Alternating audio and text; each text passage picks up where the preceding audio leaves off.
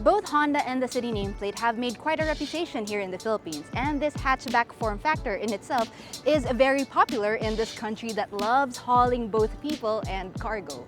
I myself have made great memories in a hatchback just like this one, but of course, nothing is perfect, and today we're looking at the pros and cons of the 2024 Honda City Hatchback. One of the biggest upgrades to this year's model is the full Honda Sensing Safety Suite. It brings advanced driver assistance features like adaptive cruise control, lane departure warning, lane keeping assist, automatic emergency braking, and more. Honda has this goal of achieving a collision-free future and accident-free future by 2050. That's why we're seeing Honda Sensing on its latest vehicles. For a car in this category, advanced safety comes as a major plus in our opinion, with some of its competitors offering it with higher trims or even none at all.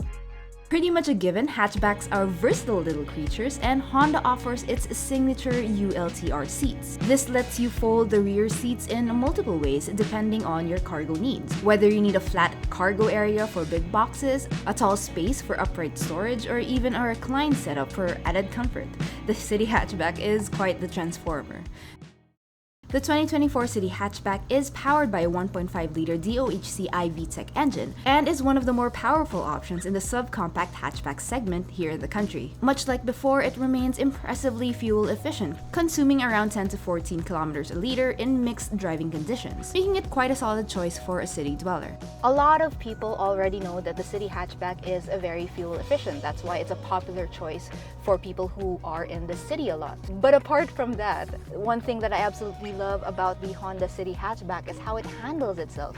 Again, both in the city, but also on the highways. Now in the city, it is small enough and has enough power to weave in and out of traffic so that it's not too stressful for you as the driver. But on highways, you also get that power from that VTEC engine, and then it just becomes a fun and dynamic drive. For the everyday, it prioritizes smoothness over excitement, but at faster speeds, you get to feel that engaging and spirited drive. On long highway drives, for example, the City Hatchback started to feel more agile, almost as if it was in its element cruising at those higher speeds. It's a fun and light car to drive in our opinion, and that's always a plus in this segment.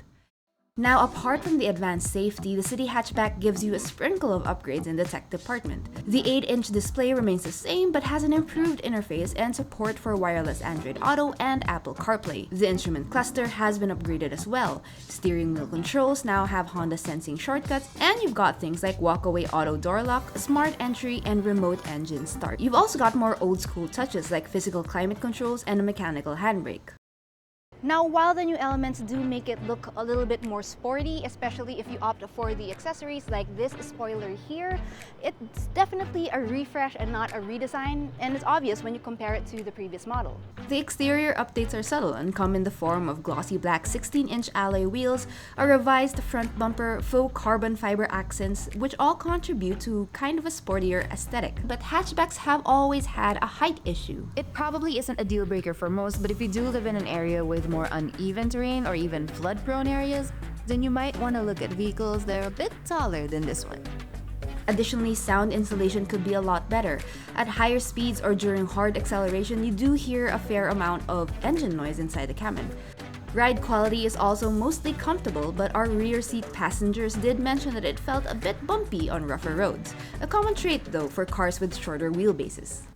While the Honda Sensing Safety Suite is a great tech addition, the City Hatchback does miss out on some other features that would have made it a little bit more competitive. No auto hold function, no ambient sensor for the infotainment display, sockets instead of ports, and no backlit buttons might not be deal breakers, but they are small conveniences that could have improved overall usability. And compared to competitors within this price range, this does make the City Hatchback look a little more basic in terms of tech features. So who is this car for? Well, if performance is your main priority, or if you want a vehicle that has more tech, both comfort and convenience, well, maybe this vehicle isn't perfect for you. The City Hatchback instead is something very practical for the city. It's very versatile, it's very fuel efficient. Plus, you can weave in and out of Metro Manila traffic, and it's very familiar. And if you can get it out on those long stretches of highways, it's also a very fun ride. At the end of the day, the Honda City Hatchback is still one of the most versatile and practical options in the subcompact hatch segment. It's fuel efficient, safe, and offers a flexible interior that adapts to different needs. While it's not the sportiest or most high-tech car out there, it's very easy to see why it's popular.